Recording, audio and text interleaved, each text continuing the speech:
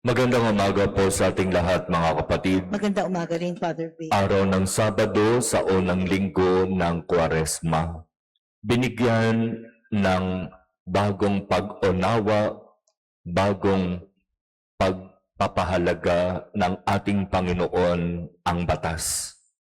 At ito ay mahalagang unawain natin.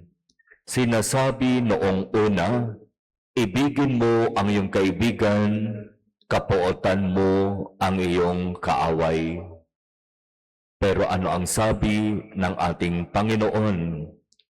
Ito naman ang sabi ko, ibigin ninyo ang inyong mga kaaway, idalangin ninyo ang mga umuusig sa inyo, at sa ganitong paraan, kayo'y magiging tunay na anak ng inyong amang nasa langit. Ibigin mo ang iyong kaaway.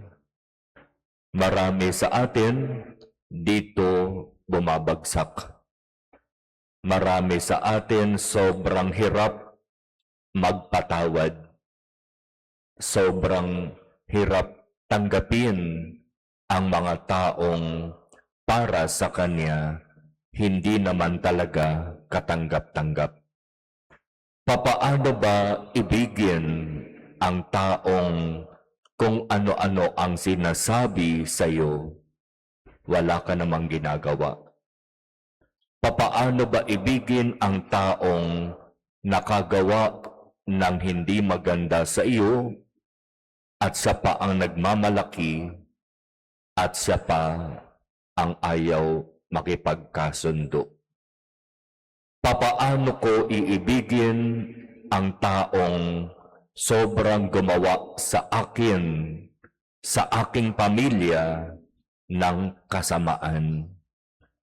Papaano ba talaga magmahal ng kaaway?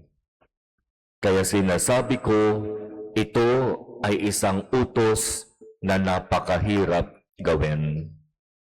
Sa mga kumpisalan na ginagawa, marami inilalapit ang ganitong uri ng pagkakasala. Hindi ko po kayang magpatawad. Napakasakit po ng ginawa niya sa akin, sa aming pamilya. Parang hindi ko po magagawang magpatawad. Kung ang Diyos nagpapatawad, tayo pa kaya? Pero hindi talaga ganoon kadali. Sa katapusan, sasabihin ng nagkukumpisal, unti-unti, Father, pero hindi ko kayang biglang magpatawad. At dito papasok ang biyaya ng Diyos. Sasabihin ko sa Kanya, hingin mo ang tulong ng Diyos na matuto kang magpatawad. Kasi habang hindi tayo nagpapatawad, yung bigat nandito sa puso.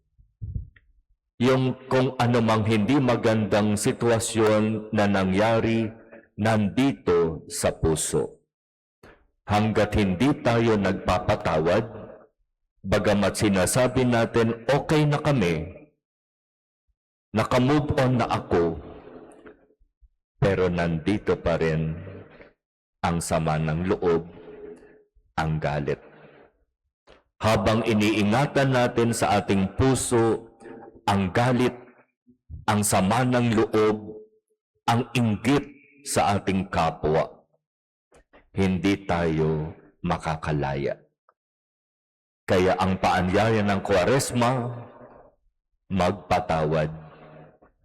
Lalo na sa mga taong napakahirap patawarin. Biyaya ng Diyos ang kailangan upang magawa natin ito. Patuloy na hilingin natin ito sa Diyos kung nais natin na magkaroon ng magandang pagdiriwang ng Pasko ng muling pagkabuhay.